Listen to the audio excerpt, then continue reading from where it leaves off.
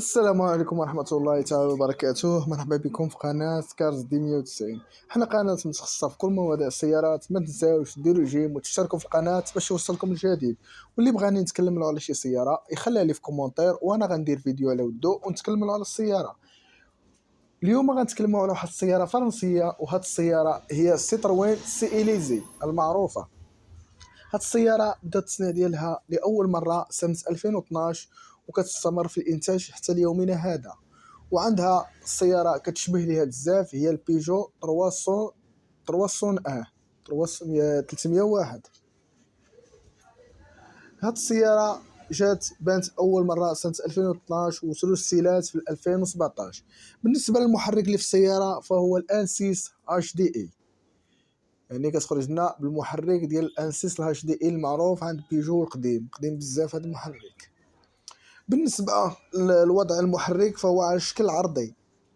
نظام الدفع في السياره فهو امامي. بالنسبه للسياره فيها نظام الفريناج فيها عباره عن اقراص لا الامامي ولا الخلفي. بالنسبه لعلبه السرعه فكتجينا من 5 غيارات. بالنسبه للتجهيزات اللي فيها لاكليم، فيها الايرباغ، فيها الأ بي اس، فيها الاي سي بي. كتجينا فيها ليكرون في هذه النسخ التاليه، ايكرون تاكسي اللي كدعم الاندرويد، كار بلاي او لا الابل اوتو. بالنسبه للثمن ديال السياره فهو الثمن ديالها غالي شويه قاصح مقارنه مع الخدمه اللي كدير، فهي سياره ما صحيحاش. يعني بزاف الناس خداوها يديروها طاكسي ولكن ما خدمت لهمش، حيت في البلاصه كتمشي وحاضره شويه كتقيس في يعني الا سرجيت عليها الركاب كتقيس في الارض. فالثمن ديالها غالي شويه، كتبدا لنا من 16 مليون حتى ل 18 مليون الا بغيتو شي النسخه العامره. وهاد السياره جات باش تنفذ الداسيا، ولكن ما تقدرش تنفذ الداسيا لا في الثمن ولا في الكونفور ولا في الراحه. بالنسبه لهاد السياره فيها البلاستيك بزاف وماشي ديال هاد الثمن، والعيوب ديالها كثارين. غير كتضرب العام الاول في البلاصه هي كتمشي.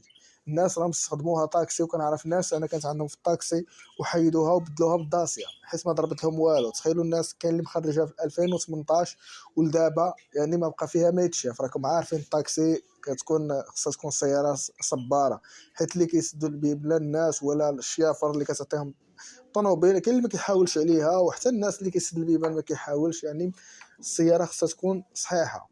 والناس اللي استخدموا الطاكسيات فهم ما لقاوش ما احسن من الداسيا هي الوحيده اللي كتصبر لهم وكدوز لهم عمر طويل وكتبقى شاده الثمن. بالنسبه للسي اليزي السيد خارجه في 2017،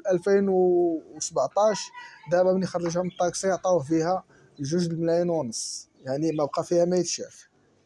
وما تنساوش ديروا جيم وتشتركوا في القناه باش يوصلكم الجديد، واللي بغاني نتكلم له على شي سياره يخليها لي في الكومونتير وانا غندير فيديو على ودو ونتكلم له على السياره.